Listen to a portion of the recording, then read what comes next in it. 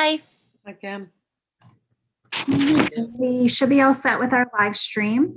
So whenever you are ready, we can go right ahead. Let's call this meeting to order. Welcome everyone to the Personnel Committee meeting. Let's get started. Catherine.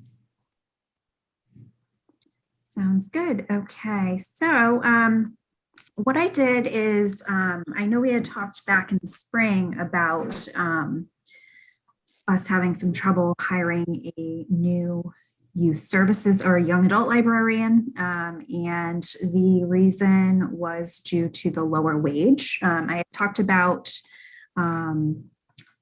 this with the full board and that our current wage rate is starting at $21 an hour. And then the cap of that rate is $25.50 per hour.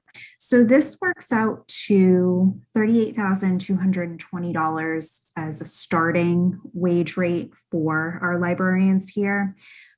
This was actually last updated in fiscal year 18. So in 2019, I had talked with you all with the personnel subcommittee and then with the full board about this range. Back during that time, this certainly would have been sufficient compared to other libraries, but at that time in 2019, we were using fiscal year 17 OLA statistics. So it is really hard for us to sort of see and judge where those wage ranges are going to be based on other libraries, just because we don't know how long somebody has been there. We don't know what the OLA statistics will tell us because we're about a 9 to 10 month lag time on receiving those statistics. So we always tend to be working with information that is a little bit older. The comparable statistics I sent you all, I included in an Excel sheet. There are several libraries that actually it was put together when Debbie Barchi was the interim director, so before my time. I still actually agree that the libraries listed on the Excel sheet are still our comparable libraries. I don't think that I would change those comparisons of who the similar libraries are to us. They are Bristol, just pull up my sheet here, Bristol, Burrillville, Middletown, Narragansett, North Smithfield, Portsmouth, and of course, Tiverton is included in there. It has to do with population, geographical location, and also the smaller town rural type libraries.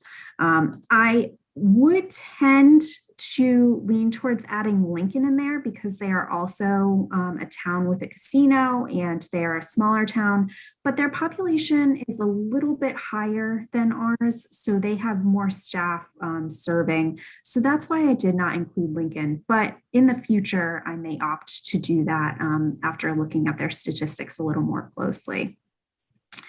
So what I did is I also, with these figures for what each staff member is paid at other libraries, I included an Excel sheet of the most recent librarian position postings to show what other libraries are hiring for and at those current rates. Some are full-time, some are part-time, and they do not necessarily match up with our comparable libraries, but I think it's important to see the sort of pool of positions that somebody who would like to be a young adult services librarian is looking at. Because while the job descriptions are very similar, the towns can be different and the wage ranges can be quite different. So eventually all of those job positions and postings that are posted around the same time that we post affect our pool of individuals applying. So, you know, if there is somebody who has a significantly higher starting wage range than us, chances are there will be more applicants for that position than for our position if we are at a much lower wage range. So I made I put some thoughts in my summary document to you all about ways that we could go about this. and how I do think overall, the overarching theme here is that we do need to raise the starting pay in order to hire the next young adult services librarian. With that, there is sort of a chain reaction that happens. Currently, our technology coordinator, who was hired last year in 2020, he was promoted from library assistant to technology coordinator. He is still at the starting $21 per hour range. That has not changed. So I think that if we're going to hire a young adult services librarian at a higher rate than that, then that ends up needing to be updated for the technology coordinator as well, because we don't want to have staff who have been here making less per hour than a new hire when they've been here for a certain amount of time. So typically, if we look at other libraries and what other libraries do, or even just any job in general, some places tend to have the wage range, and then they update that wage range on a continuous schedule, whether it be like a 0.6% increase or a 2% increase, so that it accounts for cost of living adjustments, but also if all of a sudden I have to hire somebody, then I don't have to come to the personnel subcommittee to look at the wage range before. So I would say in the future, it might be helpful if just every year we took a look at the wage ranges after the OLS statistics come out, so that we're updating those and those are in accordance with the comparable statistics. So I did give some recommendations. I do think that our librarians, for having to have a master's degree, I really do think we want to be starting around $40,000 per year. And that was pretty much in line with the comparable statistics. That works out to $21.98 per hour. And so I'm open to thoughts. I'm open to suggestions of how you see this, especially with how contentious our budget can be from year to year. I think your suggestion of reviewing the wage ranges yearly makes a lot of sense, so that we're not having to do this under the gun. I agree. I agree also, because it's also, we're not reactive.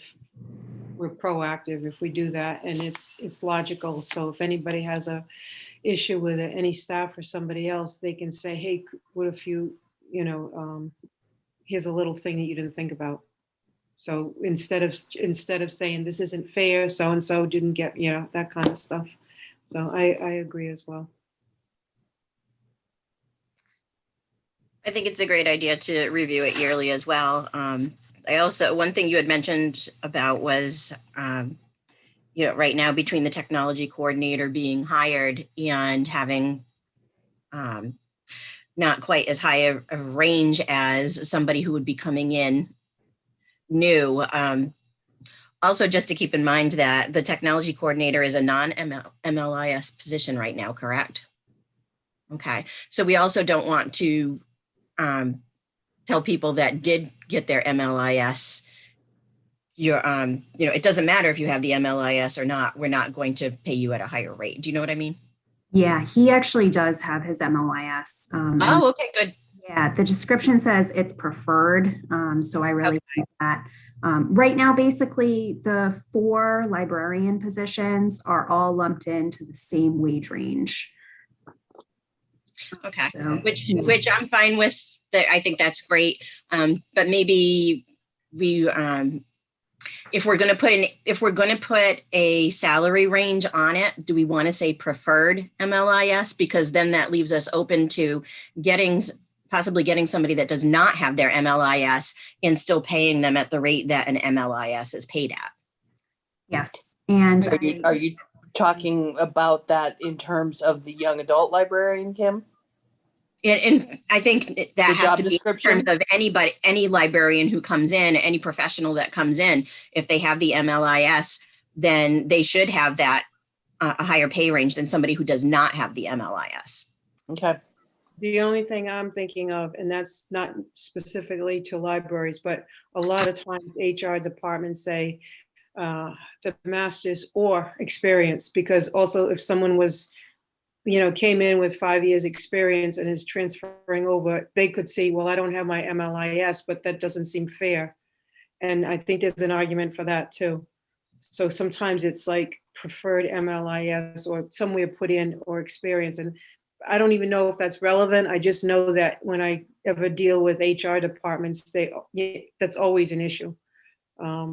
Maybe someone's working on the MLIS, maybe they can't do it because they got little kids or something, but it's like, but they've been working, on a regular basis. So, it's a little wrinkle, but I don't want to, I wouldn't want to dismiss the masters or anything. I wouldn't want to dismiss, 5-10 years experience. Mm-hmm.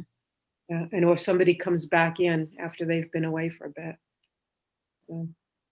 And I also tend to have the opinion too that for technology in particular, with the specialized set of skills it is, many positions outside of the library field hire technology positions at a much higher rate than, say, something related to customer service or another field, because it is so specialized and there is so much experience and education needed.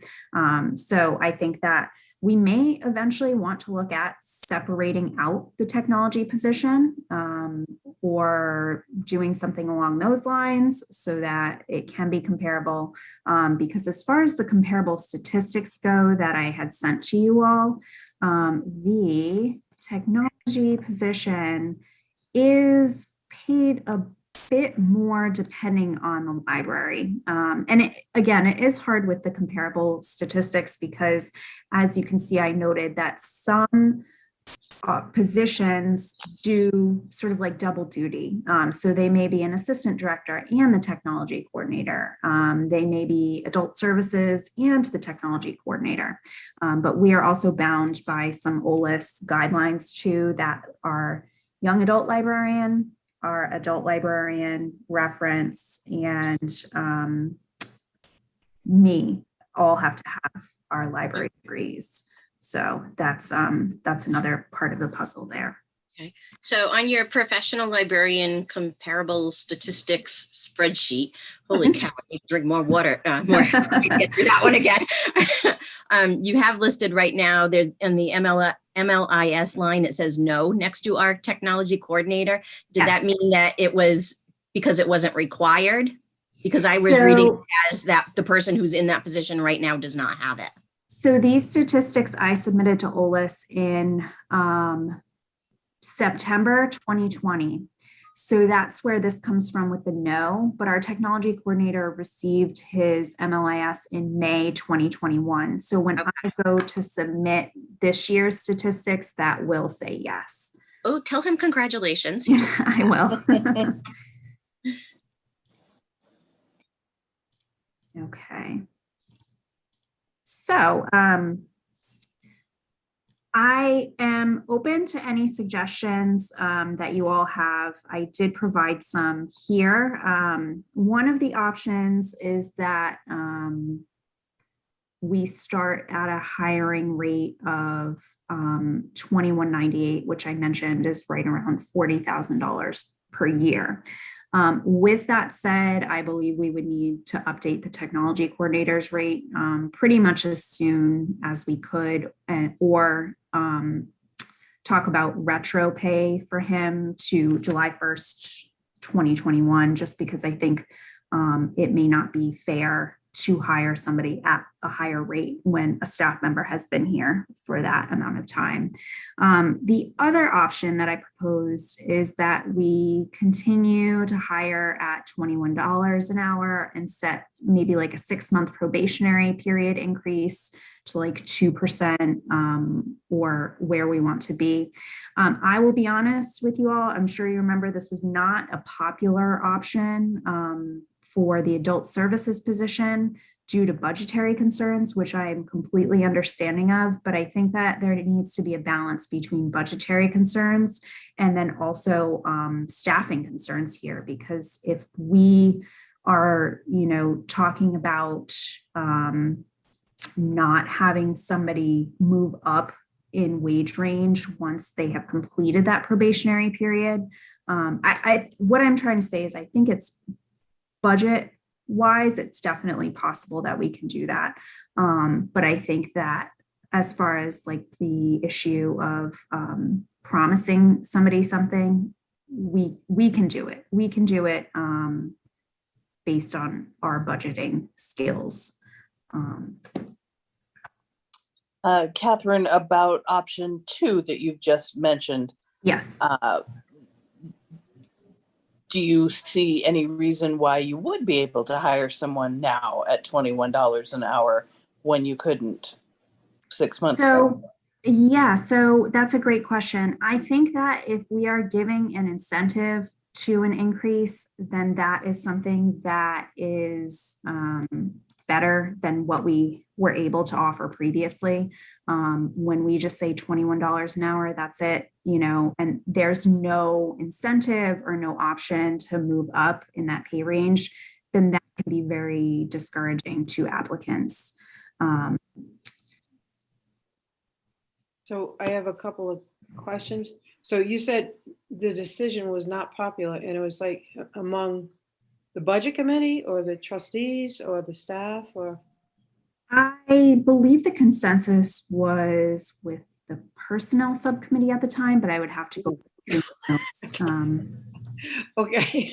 It was more because of budgetary type concerns, which I am completely amenable to. But I think if we budget correctly and budget wisely, then that is an appropriate move that we could do that.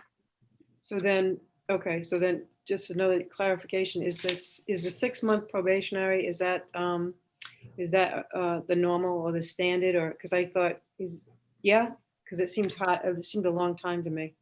Yeah, it is pretty standard for 6 months. I will also say too, this was another consideration that I had that I will probably talk to you all about if I have a couple adjustments to the personnel policy manual, is that our staff members are not able to take sick time or vacation time in that 6-month period. And looking back on what we've gone through the past year and a half, I think that's something that I would like to revisit. We can do it if we make that change to the policy manual and just say it's with the understanding that if you leave at the 6 months, then we take that time back. But I don't think, I think especially with sick time and somebody being sick, we really don't want them in the library if they're sick. So that would be a change I would bring to you all for the manual at some point. Do you know what the town has? Does anybody know what the town has? Look it up. I'm going to say I thought it was 6 months, and especially for department heads, I believe there's like a 6-month review. Yeah, department heads, I could see it more, but do you get that much turnover in the library? Our staff here. Yeah. It depends. There has been turnover for each of the professional positions, with the exception of the reference department over the past 3 years. So that includes technology, young adult services, and adult services. Those are the 3. I think we have If to I take. could, I'm sorry, go ahead, Kathy. we may be about to say the same thing. That also was during a time when we had a change of directors and some very difficult times in the library, which I would think had a big effect on turnover. Mm-hmm. That's exactly what I was going to say. Okay. And the other thing, remember we were talking a couple of times, I can remember Carol Herman bringing it up. Is there a particular time that we were saying we should be giving everybody a raise? Is it the spring, or does this ring a bell with anybody? It really has fluctuated over the past couple of years because our budget has not been solidified until I think last year it was October, and this year it won't be until next week. So that's been really, really difficult. Yeah. But is that, yeah, because I was thinking that then I guess Carol did bring it up, because I think there was at some point, it was like, let's try to get this on board so that it's annual thing at whether it's spring, it doesn't have to be like a particular year, because I was thinking you're going to have a domino effect there, but it's going to affect everybody else as well. And I was wondering where are we at with that? Yeah. Yeah. The domino effect is certainly something that I feel as though it's something that I have to look at each year. And it's just the nature of the beast, I guess we could say. Yeah, I recall that was a big conversation that we had, and doing what you're saying, Chris, that was suggested already, versus do we wait until the 1-year anniversary of the person when they have their review? Yeah. And then offer additional compensation based on the review. Yeah. I don't remember if we made a decision on that. I don't think we did. I don't think we did either, but it was kind of like, I think Carol was bringing it up again because she said, we haven't made a decision. It's like, it's, some of it is a tricky business, but if you can get some of it done, it's still tricky. What we've been doing over the past, I think it's been almost 4 years now, is that oftentimes, because our budget is not settled, we'll delay pay increases towards the fall, but we'll give retroactively to July 1st. For staff members, for me, it is based on my anniversary, which is in September. But I am the only staff member who has that difference. Okay. And do you have any sense of where the staff is with this? I would think it would be helpful for them in their personal budgeting that if we were able to really decide by July 1st, that would be, I think, very appreciated. I totally get from a administrator point of view that that's not always possible, though. Right. Do they get it too? I expect some of them do. I can understand, because it's like, it's the fluctuating budget and it's the fluctuating time, but yeah. Plus on top of it was this past year as well. Yeah, but I hope so. I haven't spoken to any personally about it recently, so. Okay. All right. Well, we're in the process anyhow of making it more organized, maybe. That's not the right word. That's not what I mean. I'm okay with organized. I'm okay with that. Or scheduled, maybe. There you go. Thank you. I did have a third option to consider, and that was hire at $21.55 an hour, which is just below that $40,000 annual wage rate, and then set a 6-month probationary period increase to $21.98 per hour. And that would get them up to the $40,000 per year.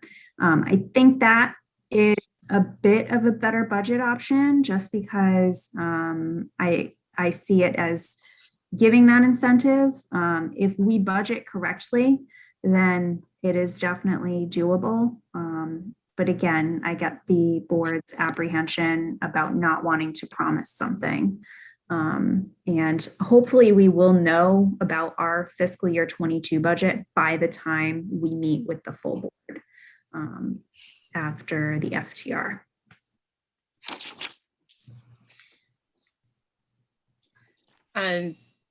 So regarding so we're proposing right now, this meeting, are we deciding just on the young adult librarian, or are you looking to have us make a recommendation for all of the positions? So I think for all of the positions, we would have to put them all on the agenda. Specifically, I put professional librarian on the agenda so that if when I have to hire, that is the rate I can hire at. So all of a sudden I had another professional librarian give notice, then I would be able to go ahead and hire. But I think that it may be a worthwhile option to go ahead and do them individually on the agenda, and do executive session for those. So the next question is, if we were to, because I'm leaning towards your option A. Mhm. And the reason why I'm leaning toward that is because I think that if we already we have a set policy in place for reviews. We have a lot of other policies that we put in place to make sure that if somebody is not performing as expected, that you have plans with them to be able to remediate that. Mhm. And so I'm thinking that in order to attract somebody to go to this position, we really need to say, here's what we're offering you because we're valuing the experience that you're bringing in your education. And I think that $40,000 is not an unreasonable living wage for somebody who's a professional. So, and because you have all those other things in place, that if it's not working out, then it's not working out. And then, you go through the steps that you need to either fix it or say, okay, this wasn't the right candidate, we'll look for somebody else. But if I'm leaning towards A, I want to know all of these other things that you said, because you said it's feasible because we're down a part-time assistant. We have some open positions for pages, I think you said. Mhm. Do you still anticipate that that's going to be like that? Like now that the library is open fully again and things are going to start getting back to status quo, is it still going to be feasible if you really need to hire other staff to fill in those empty positions right now that were necessary before? Mhm. I think it is definitely possible. I think our best option would be to offer more hours to a current staff member who is part-time instead of hiring a brand new staff member for 19 hours a week. So we offer a staff member who's currently, an extra 5, 6, or 7 hours. And that's a bit more financially responsible. And also it works with our schedule much better. I also, when I first came on board, I went back through payroll for, I believe it was about 3 years. And I accounted for all of the on-call staff members and hours that were utilized here.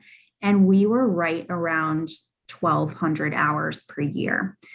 We do not operate at that many with my scheduling. I tend to ask staff members who are here to cover if somebody is out, or I am able to just bring our on-call staff members in when somebody's on vacation. So we're operating more at like 1,000 hours a year.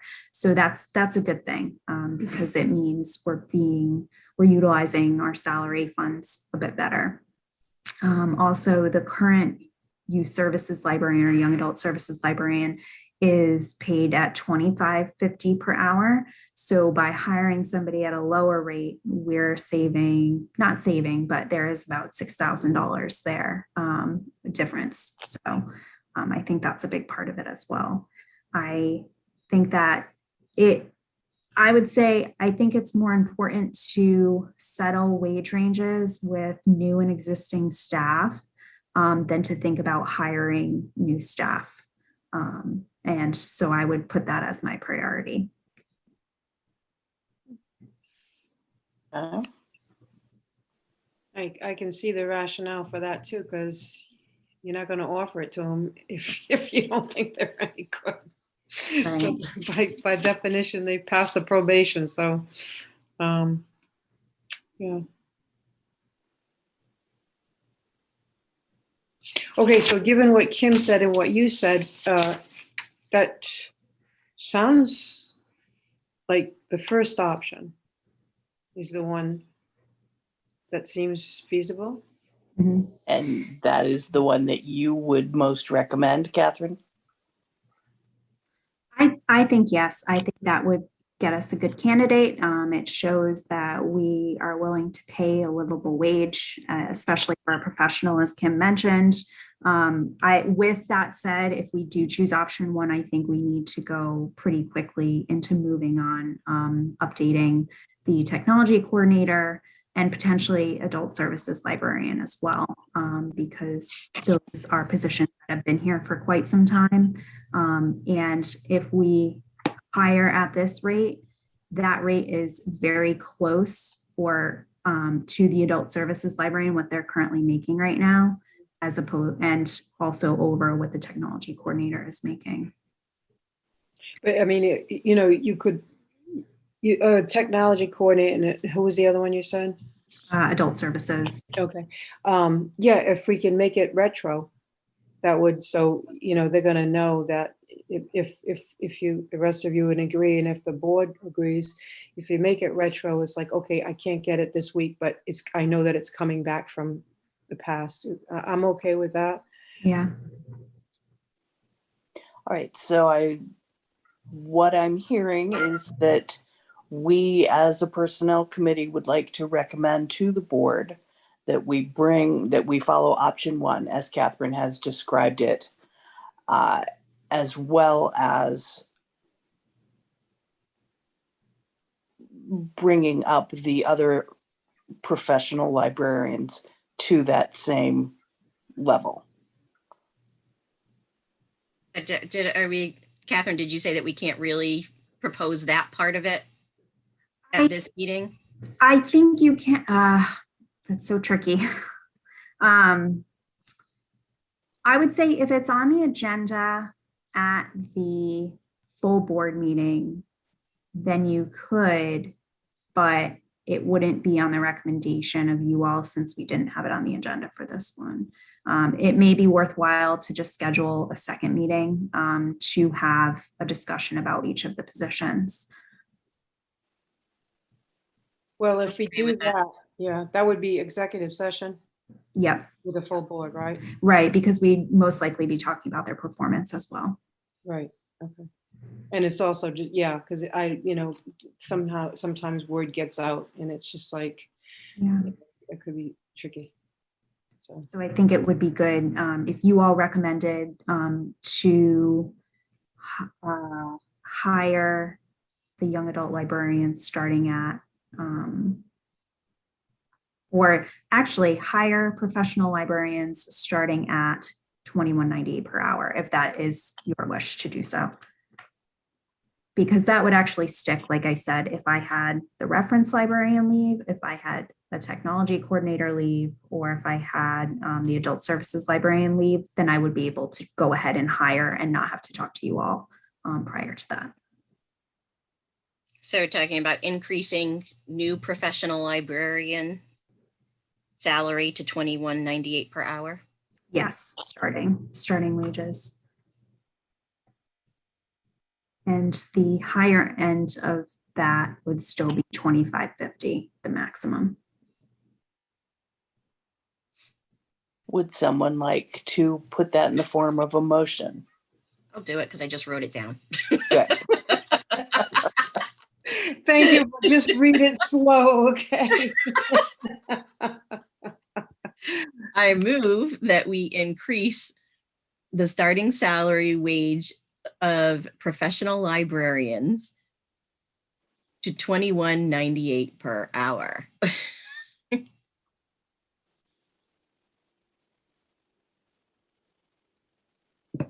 Oh, do we have to put something about potential starting? I'm wondering if we have to say the personnel committee recommends this to the full board for approval. And that the personnel committee recommends this to the full board for approval. Oh, it started out with that, though. Do we have to do these, do we have to do this, or we just get a consensus? We're making the motion to make the recommendation to the full board. Making a motion to make Yep. to recommend, making a motion. Okay, to- so do you want me to, I'll edit recommend my comments here. board. Thank you, Kathy. It takes a village, doesn't it? Or at least a subcommittee. Okay, so I move that the personnel Subcommittee recommends to the full board. So far, so good. Personnel Subcommittee makes a motion to recommend. No, Well, I move Kim, to recommend that the Personnel Subcommittee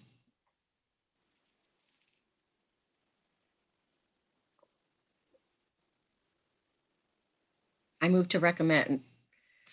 Now I'm confusing myself. I move that I think the it would be, personnel, I move that the Personnel Subcommittee recommends to the full board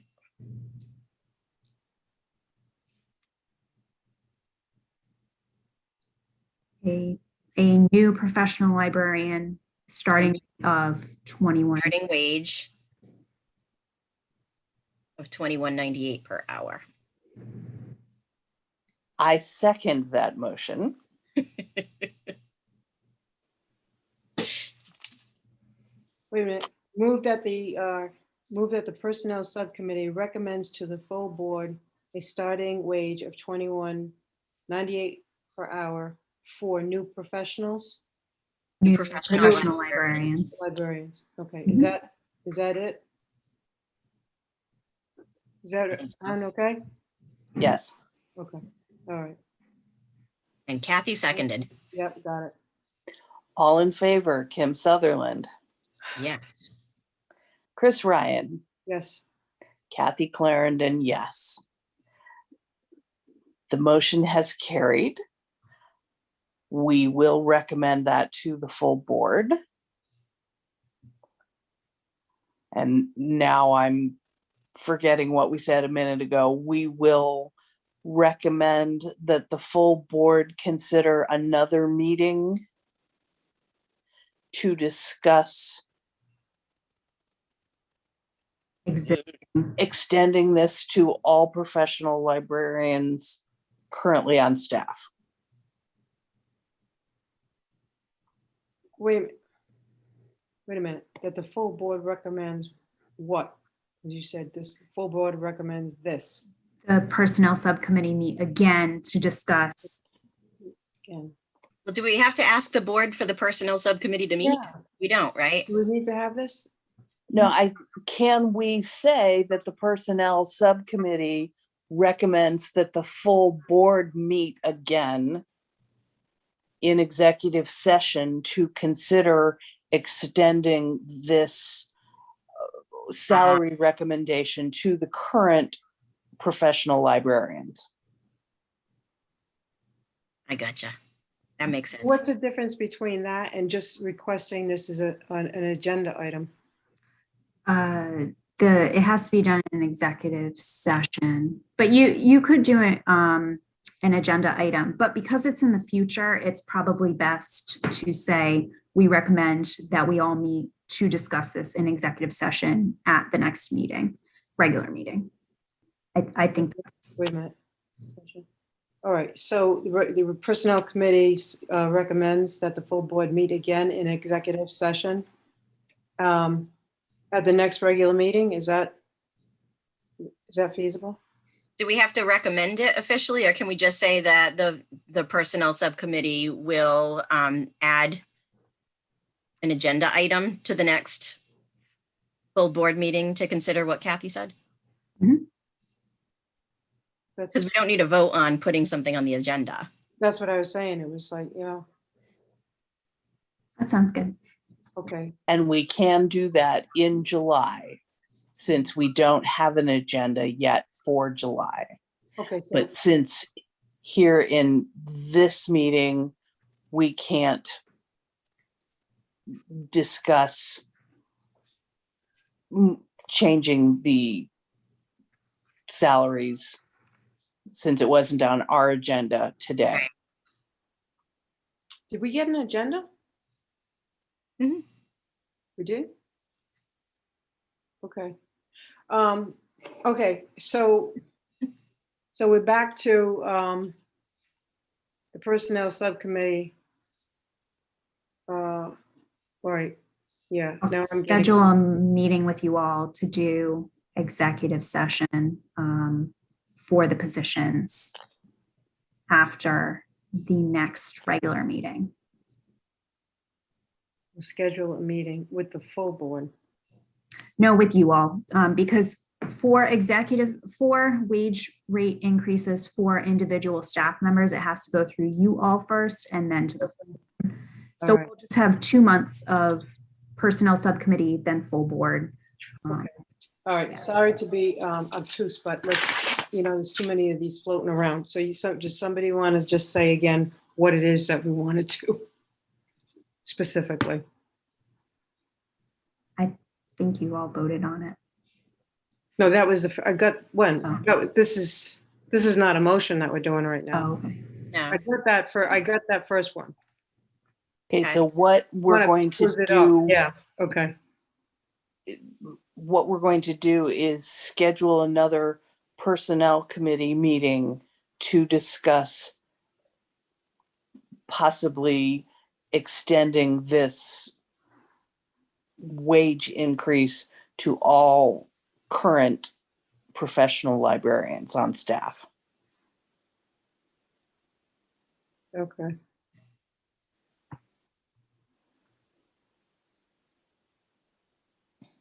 So Catherine, will you send another doodle where we will try and schedule this as soon as possible?